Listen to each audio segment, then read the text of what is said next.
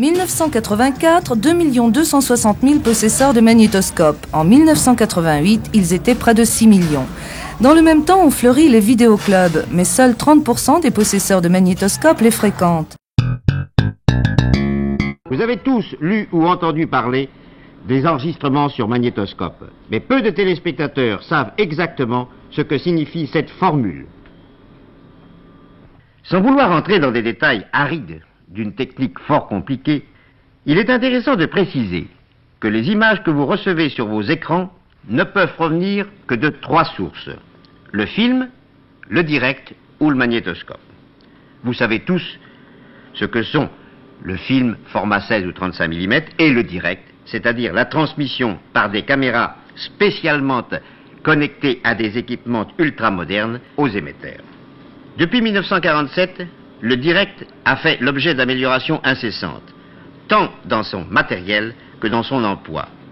Mais l'un des apports techniques le plus important dont il a bénéficié est certainement le système d'enregistrement sur bande magnétique des modulations vidéo, c'est-à-dire ce que on appelle d'un terme général l'enregistrement magnétoscopique. Un magnétoscope de télévision est en effet un gros meuble de 2 mètres de long qui vaut près d'1 million de francs et qui pèse plus d'1 tonne. Il comporte plus de 20 moteurs, 30 000 relais et transistors. 2 écrans de télévision permettent de suivre le déroulement de l'image, soit à l'enregistrement, soit quand ensuite elle est reproduite pour être envoyée sur l'antenne. Le secret du magnétoscope, c'est sa bande d'enregistrement qui permet d'enregistrer à la fois l'image et le son. L'enregistrement sur magnétoscope permet en effet de conserver intégralement la richesse qu'offre à la télévision les prises de vue en direct, qu'il s'agisse d'actualité, de sport, d'émissions théâtrales ou de variétés, avec tout ce que cela entraîne d'aléas, de difficultés et de risques courus. Je vous propose maintenant de faire un petit tour au salon de la haute fidélité qui se tient en ce moment à la Bastille. La grande nouveauté cette année, c'est ce que certains ont appelé la 4e chaîne, un appareil qui vous permet de composer vous-même le menu de vos soirées télévision. Il est maintenant possible pour tout le monde d'enregistrer ce qu'il veut et quand il le souhaite, un programme de télévision. Les nouveaux magnétoscopes à cassette sont arrivés sur le marché à la fin du mois de mai dernier.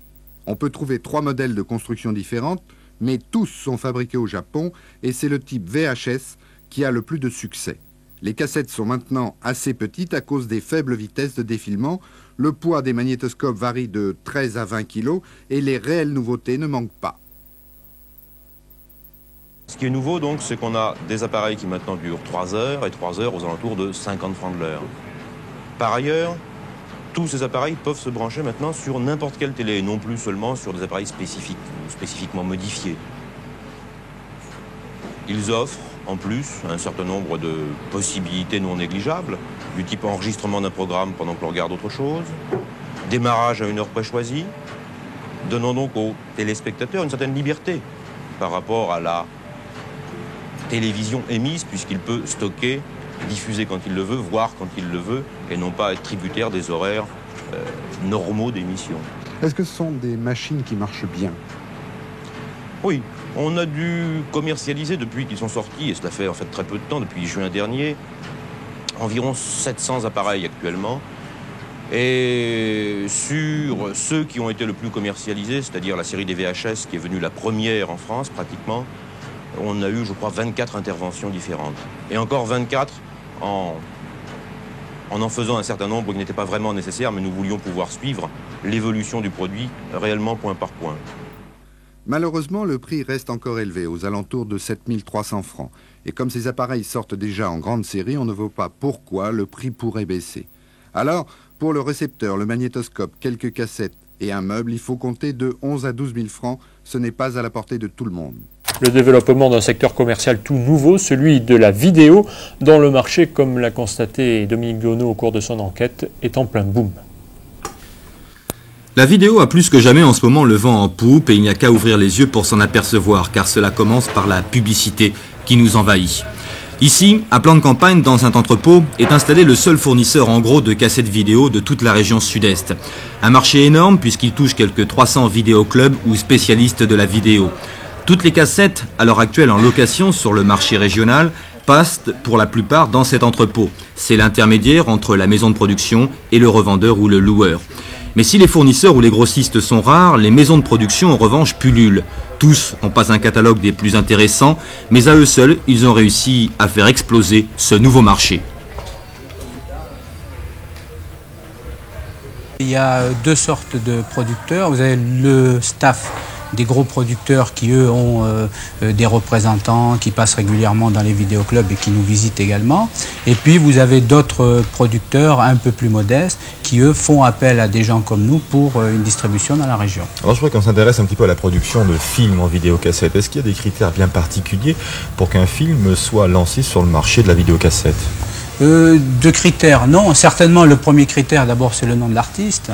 Bon, on a vu, par exemple, dans les premières implantations que nous avons faites dans les différents vidéoclubs, le seul critère qui intéressait au départ le vidéoclub, c'était le nom de l'artiste, quel que soit le film.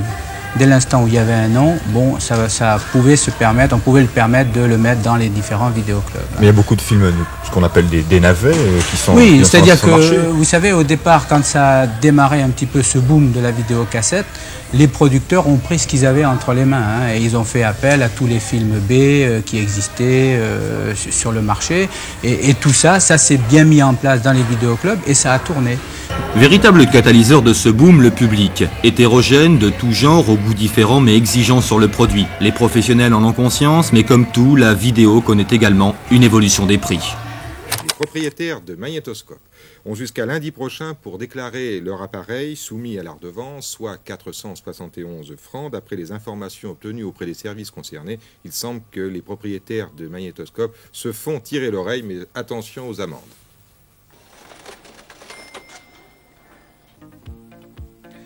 Depuis que Michel Jaubert a joué les Charles Martel avec les magnétoscopes Nippon à Poitiers, le marché connaît des difficultés, notamment en ce qui concerne les appareils les plus courants à procéder VHS, puisqu'ils sont bloqués. La grande majorité des possesseurs de magnétoscopes devra donc déclarer chaque appareil directement au centre régional de redevance.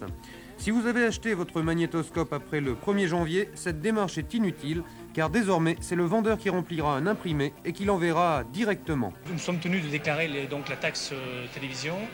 On est également maintenant tenu de déclarer justement cette taxe redevance magnétoscope, qui d'ailleurs est du même montant, c'est-à-dire 471 francs. Mais parmi vos clients, vous n'avez eu aucune réticence, vous n'avez vu aucune réticence pour payer cette taxe? Non, on ne peut pas dire que ça a eu vraiment une conséquence immédiate et durable. Non, je pense pas. Si vous, particulier, avez déclaré votre appareil, il n'y a pas d'imprimés spéciaux, faites-le sur du papier libre. Il suffit d'indiquer vos noms, prénoms, adresses, les références de votre redevance télévisée, la marque de votre appareil et la date d'acquisition. Cette déclaration doit être envoyée avant le 28 février. Dans 2 ou 3 mois, vous recevrez la facture. En cas de retard de paiement, une majoration de 30% sera appliquée. Libre à vous de ne pas déclarer votre magnétoscope, mais dans ce cas, si vous vous faites prendre, vous paierez 2 fois la taxe. Certaines personnes sont dispensées de la déclaration. Il s'agit des personnes âgées de plus de 60 ans non imposables et vivant seules, et de certains infirmes, civils ou militaires. Les contrôles qui auront lieu seront effectués par les mêmes agents qui contrôlent les appareils de télévision. Vous avez parfaitement le droit de refuser l'entrée d'un agent s'il n'est pas muni d'un mandat du juge. Il y a près d'1 million de possesseurs de magnétoscopes en France. Avec ça, on pourra faire un test sur le civisme de nos concitoyens. Plus le paysage audiovisuel s'élargit, plus les chaînes et les films se multiplient, moins les cassettes vidéo ont de succès. C'est l'une des principales doléances de la Fédération des vidéoclubs. Cette fédération tiendra son 2e congrès national demain à Châlons. Pourtant, malgré cette baisse de chiffre d'affaires, certains vidéoclubs n'hésitent pas à se lancer, témoin l'un des plus petits clubs de la région, à Verdun-sur-le-Doubs. Verdun-sur-le-Doubs, 1280 habitants exactement, et un bureau de tabac, papeterie, bijouterie, jouets, maroquinerie et un vidéoclub depuis mars, le tout dans la même boutique. Pourquoi ? Parce que la clientèle le demandait et allait jusqu'alors à Châlons, 20 km. Plus de 1200 habitants, mais en fait, le magasin couvre les besoins des communes alentours, soit 7000 personnes. L'été, avec les vacanciers, on multiplie par 3. Il y a 8 mois, le propriétaire démarre avec 100 cassettes à un minimum, mais un bel investissement, coût 700 francs pièce. Très vite, les films tournent, les clients, les gendarmes, les pompiers, les jeunes et même le curé. Aujourd'hui, même si les films d'action ont le plus d'audience, sur les 400 cassettes, chacun trouve son plaisir. Le succès de ce vidéoclub, un petit quelque chose en plus que ne proposent pas tous. Ce qui nous a fait surtout démarrer, c'est la location des lecteurs, parce qu'il n'y a quand même pas beaucoup de magnétoscopes dans la région. Alors, en faisant un abonnement lecteur, ça nous a permis de louer nos cassettes bien plus, en étant un prix abordable. C'est-à-dire que celui qui est abonné, il paye 300 francs pour l'année, et il a sa cassette et la location du lecteur pour 50 francs. Alors vous avez ouvert au printemps, est-ce que vous sentez, comme vos collègues, la concurrence des autres chaînes quand il y a des films tous les soirs ? Un peu quand même, enfin, pas tellement. D'abord, je ne me rends pas bien compte du fait qu'il n'y a pas bien longtemps que je suis en action. Alors, je ne sais pas, peut-être l'année prochaine, je sentirai peut-être plus. À l'ordre du jour du second congrès national des vidéoclubs demain à Chalon-sur-Saône, cette fameuse concurrence des 6 chaînes. Et encore comme l'an dernier, un souhait, un geste du gouvernement, ramener la TVA de 33% à 18,6 voire 7%, comme au cinéma. La première journée nationale de la vidéo, organisée aujourd'hui, elle doit permettre à toute personne qui se présentera dans un vidéoclub de louer gratuitement une cassette pour la journée. Mais cette journée, organisée à l'initiative de l'association des vidéoclubs professionnels, n'est pas perçue de la même façon parmi les loueurs de Limoges, et c'est un exemple. 1984, 2 260 000 possesseurs de magnétoscopes. En 1988, ils étaient près de 6 millions. Dans le même temps, ont fleuri les vidéoclubs, mais seuls 30% des possesseurs de magnétoscopes les fréquentent. L'association des vidéoclubs professionnels a fait un calcul très simple, il faut convaincre les 70% restants. Se fondant sur une première expérience réussie l'an dernier à Bordeaux, elle invite tous les vidéoclubs de France, et donc aussi de Limoges, à prêter gratuitement une cassette à tous ceux qui franchiront leur seuil.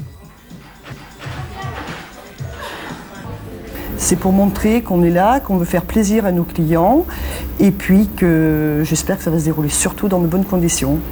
Et financièrement, c'est une perte ? C'est une perte sur le coût, si vous voulez, mais il faut toujours espérer qu'il va y avoir des retombées. On va certainement bénéficier de clients qui ne sont jamais venus dans ce magasin. Ça va donc leur permettre qu'ils le connaissent et puis, je ne sais pas, qu'ils en soient peut-être satisfaits, qu'ils reviennent, qu'ils décident de s'abonner par la suite. Seulement voilà, à Limoges, ce n'est pas aussi simple et les autres vidéoclubs de la ville ne partagent pas cet enthousiasme. La date leur paraît mal choisie et l'association des vidéoclubs professionnels, née ce mois-ci dans le Nord, trop peu représentative. Ça ne me plaît pas beaucoup parce que je pense que c'est arbitraire et je n'aime pas. J'aurais aimé être consultée. Je pense que cette association aurait dû envoyer une circulaire à tous les vidéoclubs et leur demander leur avis. Je ne suis pas contre parce que je considère ça comme une publicité. Que je fasse une publicité sur un journal ou que je fasse une journée portes ouvertes pour faire connaître le magasin, je suis tout à fait d'accord. Après concertation, les vidéoclubs de Limoges ont décidé dans leur grande majorité de couper la poire en deux. Une cassette gratuite, oui, mais à condition d'en payer une autre. En fait, un seul club jouera le jeu de la gratuité. On va reparler maintenant de Cinoche avec ce festival du film fantastique au travers d'un reportage avec le portrait d'un propriétaire de vidéoclub parisien complètement déchaîné sur les films fantastiques au point d'en tourner lui-même chez lui. Regardez ce que ça donne.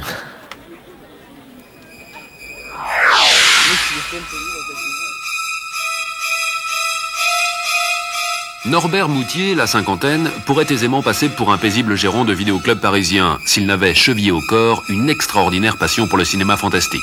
Le fantastique, sa principale vertu, c'est qu'il nous échappe du quotidien. Le quotidien est triste, morose, et le fantastique nous fait évader de ce domaine-là.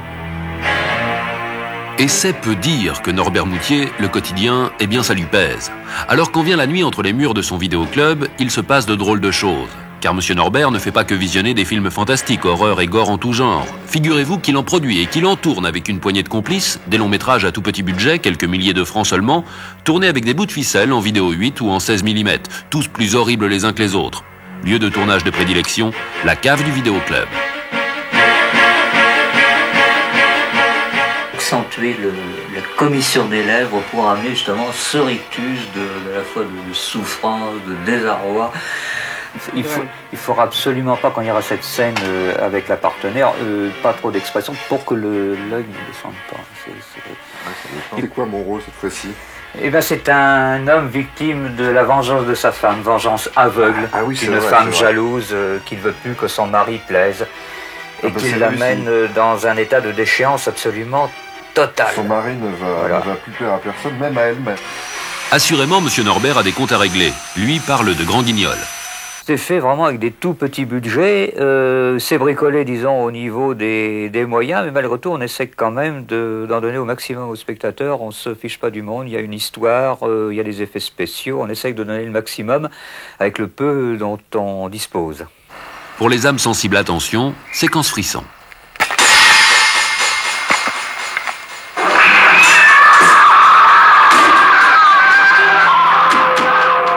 J'en rajoute pas, je décris une certaine violence, j'essaie quand même de le faire de manière moins crue que ce qu'on peut voir par exemple aux actualités télévisées.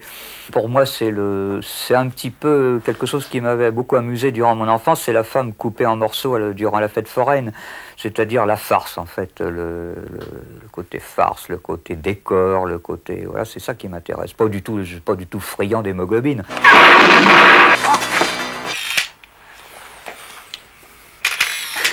Bouge pas, ça c'est parfait. Ce que je suis surtout fier, c'est d'arriver à, disons, contre vents et marées, quand même, à produire des films, malgré le scepticisme, certaines personnes qui se fichent de moi, tout ça. Bon, j'avance et je ne renonce jamais. Les films s'accumulent. Aujourd'hui, il y en a 6, un jour il y en aura 10, peut-être plus. Ça continue. Vous voulez avoir peur? Vous voulez avoir peur? Pas de problème.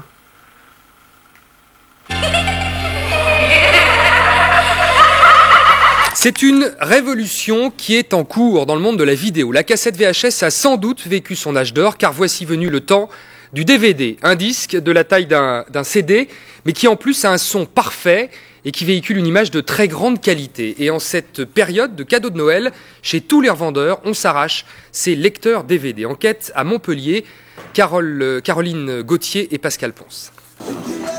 Un salon, ambiance tamisée, un petit écran devenu grand. Le cinéma à la maison, ce n'est plus un rêve grâce au DVD. Alors bon, là vous avez le fameux magnétoscope, la fameuse cassette VHS, toujours d'actualité malgré tout. Vous avez ce qui est arrivé juste par la suite mais qui ne s'est pas imposé du tout, le lecteur laser. Et enfin le fameux DVD, le support à la mode et qui me semble avoir définitivement imposé son format. Nouveau support, nouvelle technologie, la famille Hammer n'a pas résisté. Une télévision de 133 cm, des enceintes dans chaque coin du salon. L'équipement a coûté près de 40 000 francs, mais le rêve est réalisé. On a plus tendance à rester à la maison. Les films aujourd'hui qui sont sur le marché étaient au cinéma il y a environ 11 mois, 12 mois. Donc c'est vrai que quelquefois on attend la sortie, soit DVD, soit vidéo du film. Et puis le fait d'avoir un matériel assez intéressant, on représente bien le cinéma. Le lecteur DVD est apparu il y a 3 ans, quelques mois pour se faire connaître et les ventes d'école. Ici, chez ce spécialiste du DVD, plus 200% depuis l'an dernier. Un boom qui s'explique. Les avantages du lecteur numérique sont innombrables. Sa qualité image, qualité son, qui est tout en numérique, la possibilité de changer de langue sur le film, changer le sous-titrage, changer les chapitres, un ralenti qui est parfait. De quoi séduire un large public, d'autant plus qu'aujourd'hui, il y a le choix dans les grandes surfaces, plus d'une dizaine de modèles. Il suffit de savoir ce que l'on veut. Une enceinte centrale par laquelle va sortir uniquement la voix des personnages. D'accord. 2 arrières pour les effets spéciaux. Ok. Et un caisson de basse pour les basses. Il y a certaines personnes qui vont vouloir un DVD pour avoir une bonne qualité d'image. Donc là, on va l'orienter sur des modèles premier prix Par contre, si effectivement la personne recherche vraiment la qualité d'image et la qualité de son, on va monter en gamme pour lui proposer le modèle adapté. 1 200 francs pour un simple lecteur, 5 à 6 000 francs pour la totale. Cette année, le Père Noël sera high-tech ou ne sera pas.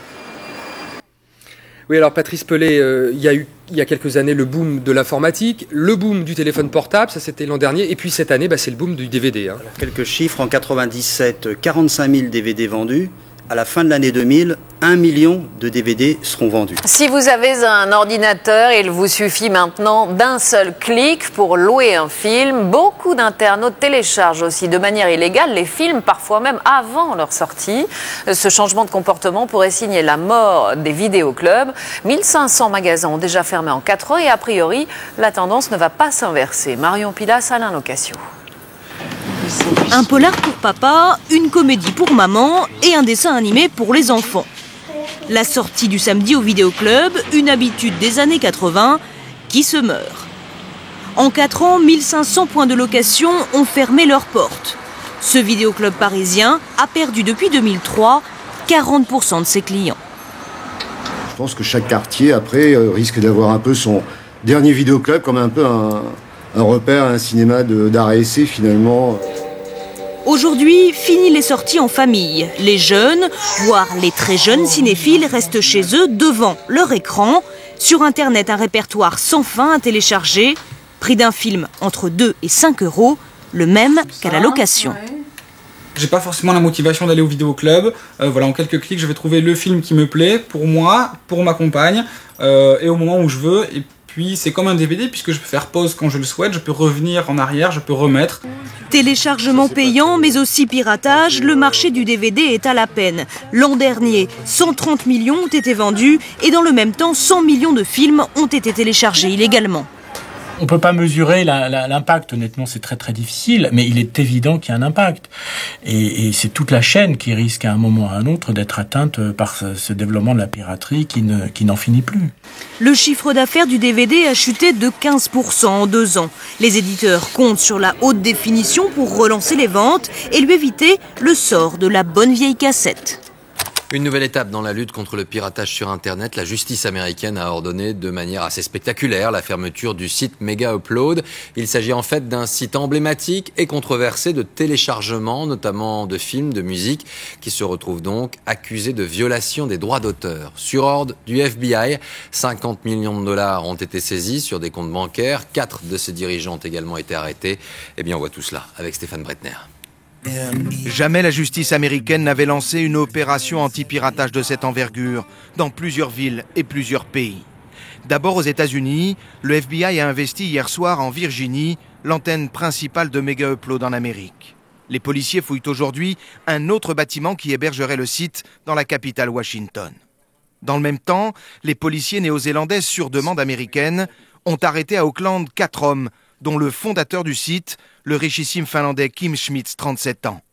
Arrestation délicate, puisqu'il s'était retranché avec un fusil dans une chambre forte de son immense demeure. Nous avons saisi pour plus de 6 millions de dollars en voitures de collection. Nous avons aussi trouvé plus de 10 millions de dollars en liquide provenant de plusieurs sociétés basées en Nouvelle-Zélande. Ce matin, en comparution immédiate, les 4 hommes ont été inculpés de piratage, blanchiment d'argent et racket. Kim Schmitz, lui, aurait mis de côté 200 millions de dollars de profit. En représailles, le groupe Anonymous, qui se présente comme défenseur des libertés sur Internet, a piraté les sites du FBI, du ministère de la Justice et de la maison de disques Universal. Ce soir, seuls les sites gouvernementaux fonctionnent à nouveau normalement. Cette opération ressemble à un coup de force au moment où les députés débattent du piratage sur Internet. Mais face aux énormes pressions des défenseurs des libertés, ils ont dû renoncer ce matin à voter 2 lois anti-piratage extrêmement sévères. Alors, une intervention policière et des interrogations difficiles parfois de s'y retrouver sur ces sites, dans cette jungle du net. À partir de quand suis-je finalement dans l'illégalité en téléchargeant un film, une musique? Explication, Lorraine Gublin et Michael Cario. Mathieu, 22 ans, étudiant, est aux yeux de la loi un pirate du net. Tous les jours, il télécharge ses séries télévisées américaines préférées sans payer. Jusqu'à hier, il trouvait son bonheur sur Mega Upload. Bien sûr, on sait que c'est illégal, mais en même temps, est-ce que ça pose vraiment un problème, les séries télévisées par exemple? J'ai pas l'impression qu'on cause un tort en regardant une série télévisée. Alors, que trouvait-on sur ce site? Des séries, de la musique ou encore des films, parfois même avant qu'ils ne soient sortis en salle. Un simple clic et vous pouviez les regarder directement sur votre ordinateur, la plupart du temps gratuitement. Le monde de la culture se réjouit de cette fermeture. Mega Upload, il est prouvé maintenant, il est prouvé, en tout cas c'est un chef d'accusation, que les gens fournissaient des films pour le site contre monnaie, contre argent. Donc c'est pas juste un échange de fichiers comme ça, gratuit. C'était quand même une économie parallèle, totalement. Ce site était-il alors légal? À la base, oui. Mega Upload est en fait un hébergeur de contenu, une sorte de grosse boîte dans laquelle les internautes pouvaient déposer leurs films ou leur musique, souvent des contenus volés dont Mega Upload ne détenait pas les droits d'auteur. En conservant ces fichiers, le site est tombé dans l'illégalité. Pour les internautes, il faut donc revoir le mode de financement. La seule solution aujourd'hui, c'est de légaliser le partage de fichiers entre individus et sans but de profit. On peut ensuite imaginer des nouveaux modes de financement de la création adaptés à ces réalités, comme on l'a fait avec la musique à la radio. La fin du téléchargement n'a pas encore sonné. Des dizaines d'autres sites proposent les mêmes services que Mega Upload. Mathieu, lui, y est déjà allé chercher de nouveaux films. L'arrivée du géant américain Netflix en France. Débarquement redouté par les médias, cette plateforme qui croise Internet et la télé pour proposer son catalogue de films et de séries. Attention, c'est une offre intelligente qui s'adapte à vos goûts. Déjà 50 millions d'accros à travers la planète. Mode d'emploi, Federico Nicotra, Michel Anglade. Non, Netflix n'est pas une énième chaîne de télévision. Pourtant, ce nouveau géant de l'audiovisuel menace les chaînes classiques en utilisant le réseau Internet. En quelques clics, pour un abonnement mensuel de 8 à 12 €, l'utilisateur reçoit sur son ordinateur ou sa tablette un catalogue de près de 10 000 films et séries télé. Le site a déjà vendu 50 millions d'abonnements sur la planète. Sur le long terme, nous aimerions conquérir un tiers des foyers français, comme aux États-Unis. Et pour réussir ce défi, l'entreprise californienne a mis au point un ordinateur très puissant qui observe à chaque instant autant le spectateur que le film qu'il regarde. Plus de 7000 critères sont pris en compte. La première fois que vous allez vous connecter, vous allez renseigner un certain nombre d'informations personnelles sur votre âge, votre sexe, l'endroit où vous habitez. Et par la suite, de manière un peu automatisée, Netflix, grâce à une solution qui s'appelle Instant Watch, est en capacité de vous proposer des contenus, des programmes qui sont adaptés à vos usages, à ce que vous aimez. Autant dire que cette capacité à anticiper la demande de chacun inquiète la concurrence française. Parlons maintenant d'un temps que les plus de 30 ans ne peuvent que connaître, celui où le soir on allait choisir son film dans un vidéoclub, une carte, un abonnement et sélectionner un classique, un frisson, une nouveauté, une VHS, direction le magnétoscope et le canapé. Dans les années 80, ils étaient 8000 magasins en France. Aujourd'hui, il n'en reste que quelques-uns. Avant Netflix, voici le temps du vidéoclub devenu culte. Olivier Lenuzza, Mathieu Régnier. Tout un monde à portée de main. Combien de films 5 à 6 films par semaine. Vous avez la femme qui veut des drames, des comédies, l'homme qui va aller dans les policiers, l'aventure, les X éventuellement. Une révolution. S'offrir une toile dans son salon. Culte le vidéoclub. Des milliers de films, une existence très brève, la naissance de vocations. Il tient l'un des 2 derniers vidéoclubs de la capitale. Mais c'est dans l'arrière-boutique que Philippe Zagroun nous accueille et nous présente son trésor, les premières cassettes VHS. C'est toute une histoire, ça. Toute une époque. Vous vous rendez compte? Pouvoir prendre un film et le regarder chez soi, non mais c'était extraordinaire. Les jeunes ne peuvent pas comprendre ce genre de choses. On va mettre Astérix? Mercredi après-midi, cette mère de famille va avoir la paix pendant 1h27 minutes, la durée de la cassette d'Astérix. Proposer tous les genres de cinéma, du fantastique, de l'horreur au cinéma d'auteur. J'ai beaucoup de collectionneurs qui viennent pour acheter des films ici. J'ai quand même un petit pincement quand je vois quelques raretés. Il y a toujours un petit moment de nostalgie. Je saurais pas vous dire ce qu'il y a dans ce carton, précisément ce qu'il y a dans ce carton ou celui-ci, mais je m'y retrouve. L'un des derniers résistants en France.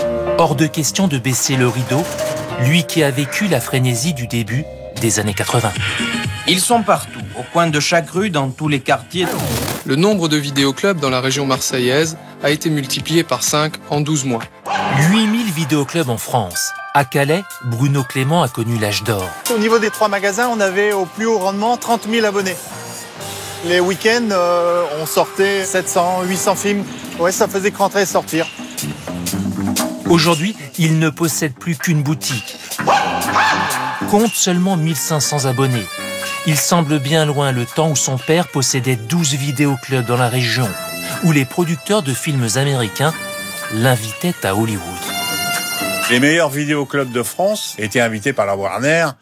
Vous rencontrez Clint Eastwood et puis Faye Dunaway, je peux vous dire que ça vous marque un homme. Location 24 heures sur 24, aussi vite apparu, aussi vite avalé. Tout s'écroule à la fin des années 2000. J'ai pas forcément la motivation d'aller au vidéoclub. Voilà, en quelques clics, je vais trouver le film qui me plaît. Un à un, les vidéoclubs ferment en France. Vidéo à la demande, multiplication des plateformes. C'est un vidéoclub virtuel, gigantesque, à domicile. Virtuel mais sans une certaine chaleur humaine. Si vous aviez le crime de l'Orient Express, parce que celui-là, je ne l'ai pas. Il sait conseiller ses clients. Ce n'est pas qu'un lieu où on vient chercher son film, c'est un lieu qu'on discute. De ces lieux, de ces capharnaüm sont nées des vocations. David Oureg a travaillé des années comme employé dans un vidéoclub. Il y avait la sortie cinéma, il y avait la sortie au vidéoclub. C'était un moment absolument incroyable de dire mais quels sont les 2 films que je vais pouvoir prendre pour le week-end. Je suis arrivé ici en me pensant cinéphile. J'en suis sorti encore plus amoureux du cinéma que je ne l'étais en y entrant. Et puis un jour, il passe de l'autre côté. C'est aléatoire, mais il faut qu'elle soit extrêmement maîtrisée pour que ça fonctionne. De vendeur, il devient réalisateur, signe récemment la série Germinal. On donne déjà tout à l'ami. Vidéoclub, toute une histoire, une mémoire à préserver. Sur 50 000 titres différents, on a environ 8 000 films absolument introuvables. Si nous on disparaît, ces films disparaissent avec nous. À l'origine, les vidéoclubs annonçaient la fin du cinéma. De l'horreur, tant redoutée, est né pour beaucoup l'amour du 7e art.